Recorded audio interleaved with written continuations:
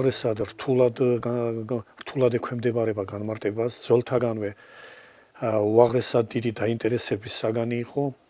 და რა თქმა უნდა, როგორც ყველა მნიშვნელოვან საკითხზე, ამ თემაზეც წმინდა სწავლება ჩამოყალიბდა, გამოიკვეთა, დადგინდა, შეგვიძლია ვთქვათ, მაგრამ როგორც არაიშვიათად ხდება,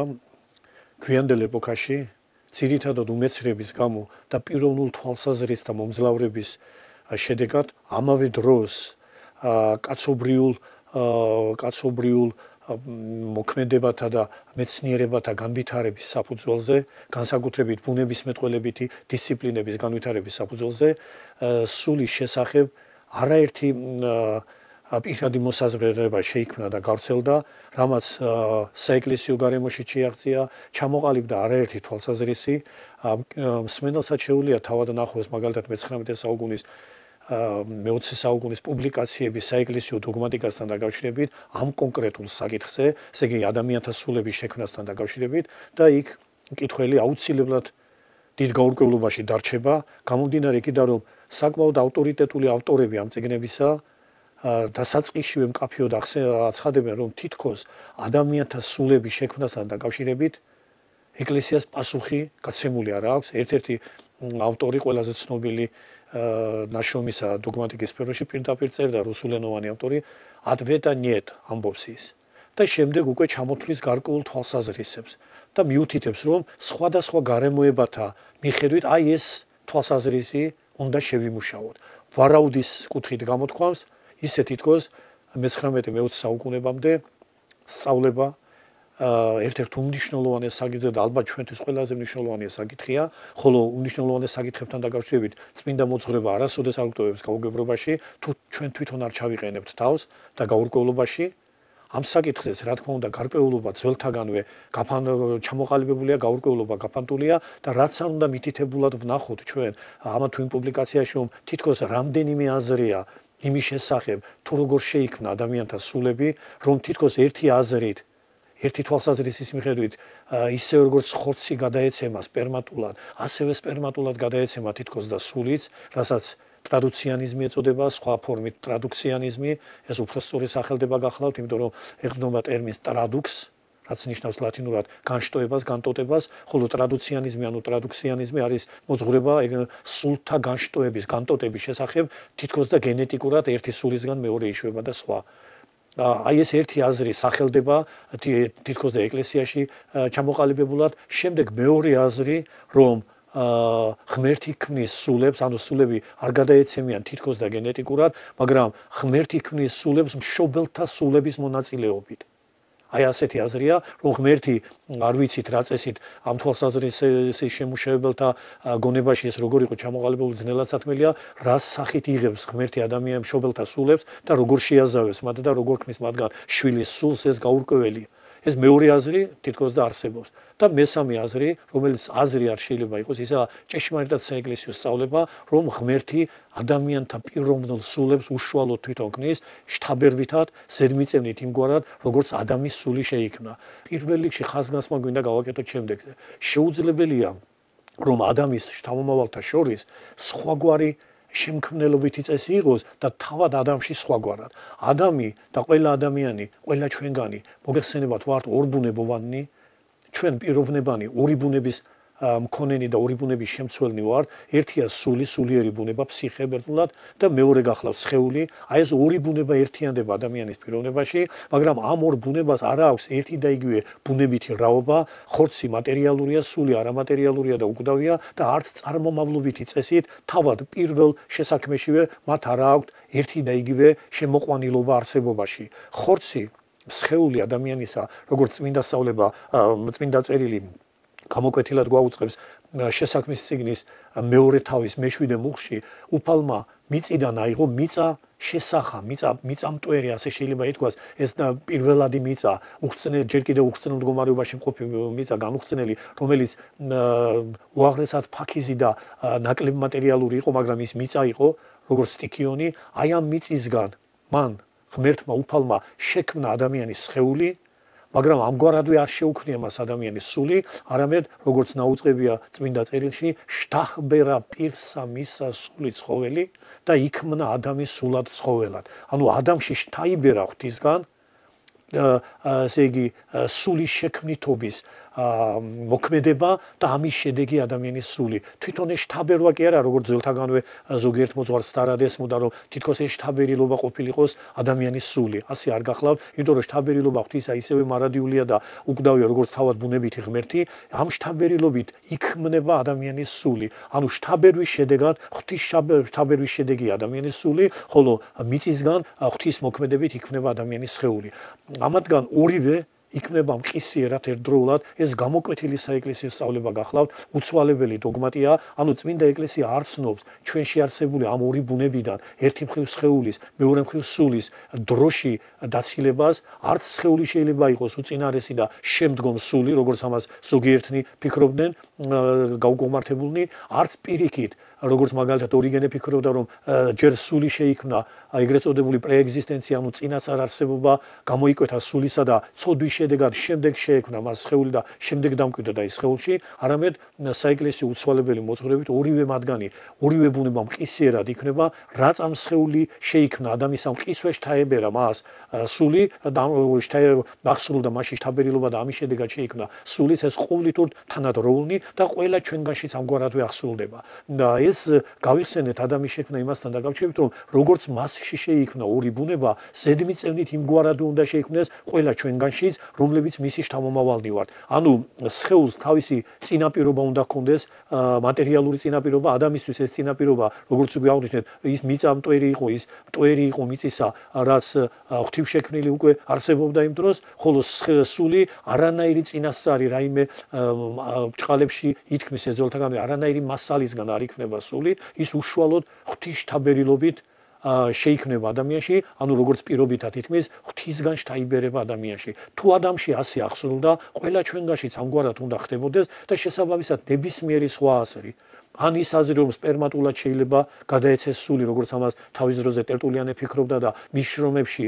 და ეს შრომები საკმაოდ მრავალრიცხოვანია, მრავალ ადგილას გვხვდება ეს სრულსწავლება.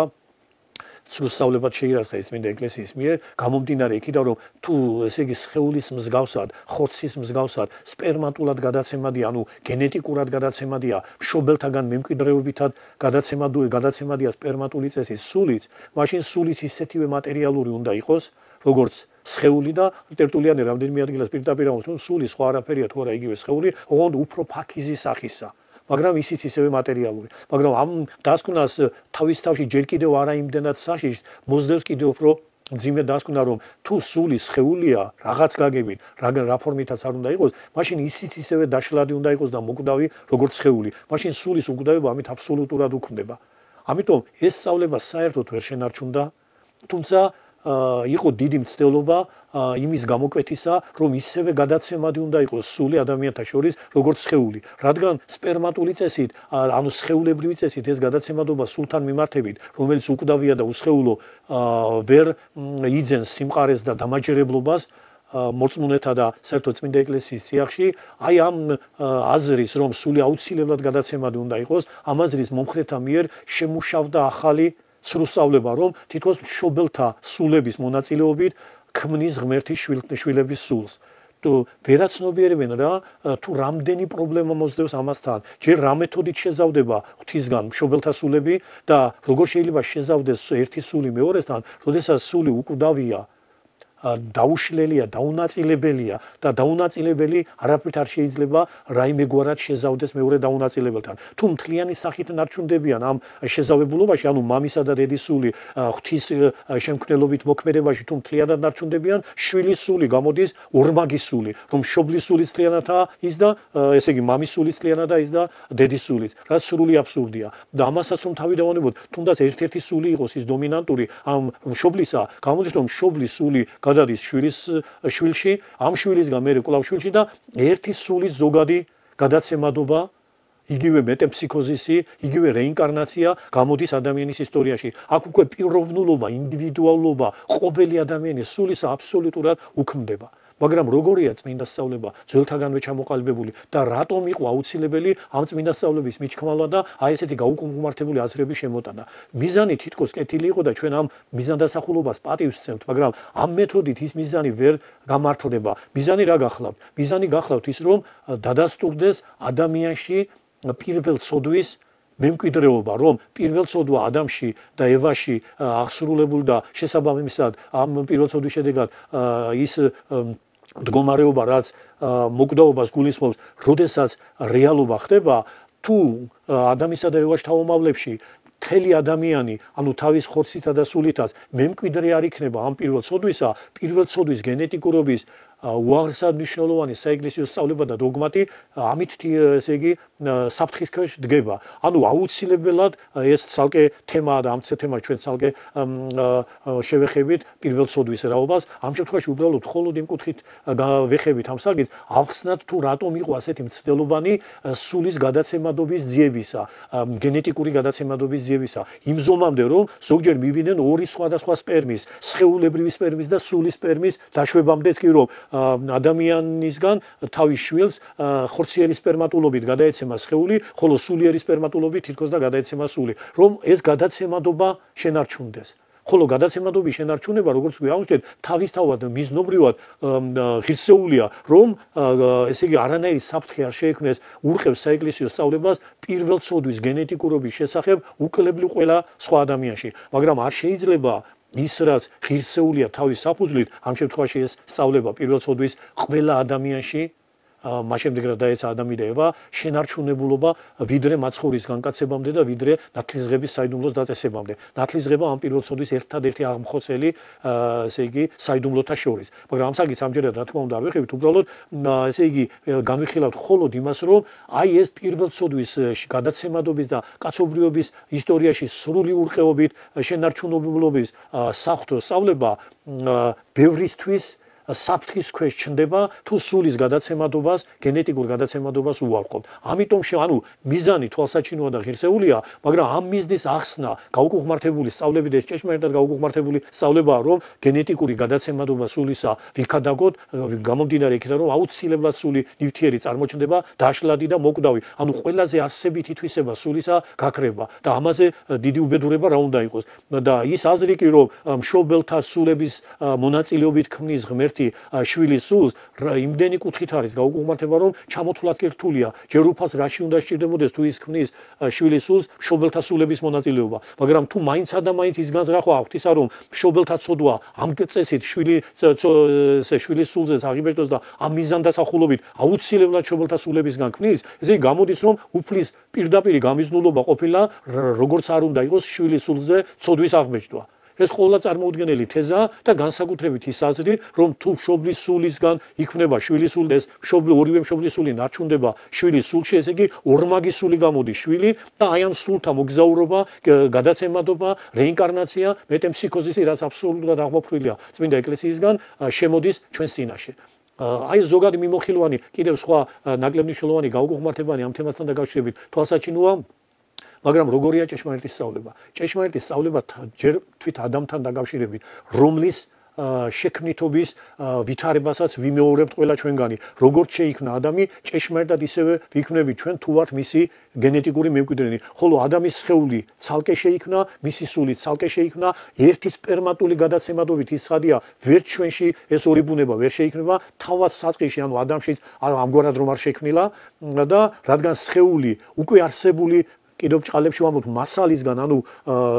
ადამიანის შემთხვევაში მიწისგან იქნება, ხოლო ყველა ჩვენგანში თავად ადამიანის სხეულისგან, რომელიც ჩვენთვის იგივე მიწაა, რაც ადამიანისთვის ის მიწის სტიქიონი გახდათ, ეს ერთი ხაზია, ერთი ბუნების წარმოშობის მიმართულებაა, ხოლო მეორე სული შექმნა, როგორც ადამიანში ღვთისმშობელობით მოხდა და არანაირი სხვა საფუძვლით, არანაირი რომელიმე სტიქიონური, მატერიალური, გენეტიკურად გადაცემადობითი საფუძვლით, არამედ ღვთისგან შთაბერილობის გზით შექმნილობით. უეჭველია რომ ყველა ჩვენგანშიც ამგვარად უნდა შეიქმნებოდეს სული და ჩვენ ხედავთ რომ ყველა წმინდა მოძღვარი, რომლებსაც სხვათა შორის იმოწმებენ ის ავტორებიც, რომლებიც სწორედ მათ უარყოფენ. შემდეგ, ანუ იმოწმებენ საეკლესიო მოძღვართ დიდ ავტორიტეტებს, თითქოს და იმ აზრის დამადასტურებლად, რომ ეკლესია პასუხს ასცემს კითხვაზე, როგორ იქნება ყველა ჩვენგანი სული. იმოწმებენ ნეტარ იერონიმეს, იმოწმებენ ნეტარ თეოდორიტე კვირელს, იმოწმებენ ლეონ დიც, აი ამ სამ ძირითად უდიდეს ავტორიტეტს იმოწმებენ სხვადასხვა დოგმატურ სახელმძღვანელოებში, მაგრამ ყველაზე უცნაური რა გახლავთ და იმ ჩემს მითითებულ პუბლიკაციაში, ვინც დაინტერესება, კონკრეტულად იხილავს ამის დამადასტურებელ ფაქტებს, რომ სამივე აღნიშნული ავტორისგან მოაქვთ მხოლოდ ის ნაწილი ციტატისა, სადაც ჯერ კიდევ მართლაც არ არის პასუხი გაცემული. ეს ასე ვთქვათ, მათი გაგებით ბუნდოვანი პასუხი რომელია, რომ ღმერთი ქმნის სულებს, მაგრამ როგორ სვამენ კითხვას, როგორ ქმნის ღმერთი სულებს და აი ამაზე უპასუხებენ, ეკლესია ამაზე პასუხს არ ჯერ თუ ეკლესიამ ამაზე პასუხი არ გასცა, რანაირი კადნიერება უნდა გქონდეს, რომ მე-19-20 საუკუნეებში ვეძებოთ ამაზე საბოლოო პასუხი. მაგრამ საქმე ისაა, რომ როგორ შეიძლება და ამ საკითხზე უპასუხოდ დავეტოვებინეთ წმინდა ეკლესიას, ვინაიდან ჩვენში უპირატესი, რა თქმა უნდა, სულია და ყველაზე მეტად და პირველ რიგში სწორედ მისი წარმოშობა გვაინტერესებს. სხეული გარკვეულია და რაც უფრო გაცილებით მნიშვნელოვანია, ის თურმე გაურკვეველი ყოფილა. მაგრამ საქმე ის გახლავთ, რომ სწორედ ის მოძღვარნი, რომლებიც მოიხმობიან თითქოს და ბუნდოვანი პასუხის გამცემებად, რომ მხოლოდ ზოგადად ამბობენ ღმერთი ქმნის ადამიანთა სულებს, მაგრამ როგორ და რა სახით ეს თითქოს მათგან აღარ ესე იგი ცხადდა ზუსტდება და თითქოს აი ეს მე-19 საუკუნის ავტორები, როგორც თვითონვე ამბობენ ამას, სხვადასხვა გარემოებების გათვალისწინებით შესაძლოა დავასკვნათ ასე ვარაუდით ამბობენ რომ მშობელთა სულ ღმერთი ქმნის, მაგრამ არა უშუალოდ, არამედ მშობელთა სულების მონაწილეობით. ესაა მათი დასკვნა მე-19 საუკუნის დასკვნა, რასაც წინასწარი ნიადაგი შეუმზადა ლუთერანიზმმა, ეს აბსოლუტურად გარკვეული და ცხადი წინაპირობაა. ლუთერანები მიუთითებდნენ რომ აუცილებლად სპერმატულად გადაცემადია სული და ამიტომ გავს შვილის სული, მშობლის სულს და სხვა. მაგრამ საეკლესიო სწავლები კიდევ ერთხელ აღნიშნავთ, უკლებლო ყველა ადამიანთან დაკავშირებით, ყველა ჩვენგანის, პიროვნულად ყველა ჩვენგანის სულთა შექმნაში ერთადერთი აზრი დომინირებს, რომ უშუალოდ ღვთისგან იქმნებიან სულები იმავე წესით, შთაბეჭდილ წესით, როგორც ეს ადამიანთან დაკავშირებით მოხდა. ავიღოთ ნეტარი იერონიმე, რომლის ვრცელი მსჯელობის მარტო დასაწყის ნაწილს იმოწმებენ ხსენებული ავტორები. ჩვენ ეს ციტატა აქ სპეციალურად წამოვიღეთ, იმდენად მნიშვნელოვანი ციტატა გახლავთ და ნახეთ ეს სიტყვები, რომელიც გამოტოვებულია მათთან. მითითებული არა ნეტარი იერონიმეს სიტყვები და რომელიც აღნიშნავს: გეტყვით იმ საეკლესიოს, ყოველდღე ღმერთი ქმნის სულებს და შობათთა სხეულებში გზავნის. ეს არ არის ნეტარი იერონიმეს აზრი. ის ამბობს იმ საეკლესიოს გეტყვით, ეკლესიასტიკუმ, ასეა ლათინურში, რაც დადგენილი წესით ყოველთვის ნიშნავდა და ნიშნავს ზოგად საეკლესიოს სწავლებას. პირდაპირ უთითებს ამას ნეტარი იერონიმე, ანუ ამ ავტორის დამოწმება შეუძლებელია იმ აზრის საილუსტრაციოდ, რომ თითქოს და გაურკვეველია პასუხი. ეხლა რაც შეეხება თეოდორიტე კვირელს, რომელსაც ასევე იმოწმებენ, მაგრამ ციტატა სწორედ იქ წყვეტენ, საიდანაც თეოდორიტე იწყებს პირდაპირ პასუხის გაცემას. ნახეთ ეს პასუხი რა, ესე იგი გამოკვეთილი და ცხადია. ადვილია მისთვის, ამბობს თეოდორიტე, ღვთისთვის, ესე იგი, შექმნა არა არსთაგანაც და არსთაგანაც, ვინაიდან ცხადია ძველადაც შექმნა და როგორც ითქმის, ყოველდღიურადაც ქმნის და არა არსთაგან ქმნის სულებს, არა თუ ყველა ცოცხალი არსებისას, არამედ მხოლოდ ადამიანისას. ანუ თეოდორიტე პირდაპირ მიუთითებს, რომ ყველა ჩვენგანი სული იქმნება არაფრობისგან, ანუ არავით არის წინასწარი მასალა, მატერია, არავით არის მშობლის სპერმატული სხეულებრივი თუ სულიერი მონაცემი, არამედ არაარსთაგან იქმნება და შთაიგზავნება, ანუ შთაიბერება ადამიანში, ეს შთაბერილობაა თვით საფუძველი ადამიანთა სულების შექმნისა. ჩვენ არ გვაქვს საშუალება იმ აურაცხელი ციტატის მოხმობისა, მათ შორის ლეონ დიდი, ეს უდიდესი მოღვაწე, აბსოლუტური კატეგორიულობით მიუთითებს, რომ ადამიანის სული მხოლოდ და მხოლოდ საფრთხო შთაბერილობით შეიქმნება. იმოწმებენ სხვათა შორის წმინდა ამბროსი მედიოლანელს, რომელიც ევასთან დაკავშირებით ასევე კატეგორიულად მიუთითებს, ადამიანის გვერდიდან ევა, თუმცა არა მისი სულისგან ევას სული, ანუ არა ადამიანის სულისგან ევას სული, არამედ მხოლოდ მისი ძვლისგან თავისი ძვალი სხეულებრივად, რადგან სული ნაწილედითაც კი არ შეიძლება სხვა სულისგან შეიქმნას. ეს ამბროსი დიდი სწავლება. ამგვარია ყველა სხვა მოძღვრის დებულება ამ საკითხთან დაკავშირებით და ბოლოს წმინდა გრიგოლ ღვთისმეტყველის, ბოლოს ვამბობთ, იმიტომ რომ მართალია მე-4 საუკუნეში წმინდა გრიგოლ ღვთისმეტყველი, მაგრამ მისი სწავლება გამოიკვეთა როგორც საეკლესიო სწავლება, როდესაც წმინდა გრიგოლ ღვთისმეტყველი ასეთ უმნიშვნელოვანეს დებულებას გვთავაზობს, რომ შთაიბერება რა ადამიანებში და ამ შთაბერვისგან იქნება რა ყველა ჩვენგანი სული, ეს იმ პირველ შთაბერვის მარადიული განმეორება და განახლება, ანუ ხელახალი შთაბერვანი კი არ ხდება, ის დასაბამიერი პირველ შთაბერვა საიდუმლოებითაც მოქმედებს ყველა სხვა ადამიანშიც, როდესაც სხეულებრივი ჩასახვა ხდება პიროვნული სულის შექმნას. ეს სწავლება მაქსიმilian მხსარებლის მიერ უცხადესად რამდენიმე გზის გამოთქმული და მე-18 საუკუნეში შეჯამებული, ესე იგი, სახელგანთქმული ნიკოდიმე შამთელის მიერ, რომელიც ესე იგი, როგორც უკვე საბოლოოდ დასაბუთებულ საეკლესიო სწავლებას იმის შესახებ, რომ მხოლოდ და მხოლოდ ღვთისმშობლობა, ჩვენი სულების შექმნის სათავე და აბსოლუტურად არაფერი სხვა, ერთადერთ საეკლესიო სწავლებად წარმოგვიდგენთ. აი ეს გახლავთ ყველაზე უფრო ზოგადი შეჯამებით მტკიცებულება იმისა, რომ ადამიანთა ყველა ჩვენგანის პიროვნულად სულები იქმნება საღვთო შთაბერილობით, იმ დასაბამიერი შთაბერილობის ყველა ჩვენგანზე ამოქმედებით, როცა ჩვენ სხეულებრივად შევისახებით და ამ გზით ზედმიწევნით ვემსგავსებით ადამიანის შექმნას, არანაირად არ ხდება რა ჩვენი სულებისთვის რაიმე წინასწარი ამ ქვეყნიური ქმნილებითი საფუძვლის არსებობა, რომ რაღაც სხვა ქმნილებიდან იქნება ეს მიწა, ჩვენი მშობლის სხეული, ჩვენი მშობლის სული თუ სხვა, თითქოს და იქიდან ქმნიდეს ღმერთი ადამიანთა სულებს. იქნება თავად ღვთისგან უშუალოდ მისი მოქმედებით და არანაირად რაიმე სხვა წინა საფუძვლით. მაცხოვრის ადამიანური სულის შექმნის შესახებ უმნიშვნელოვანესი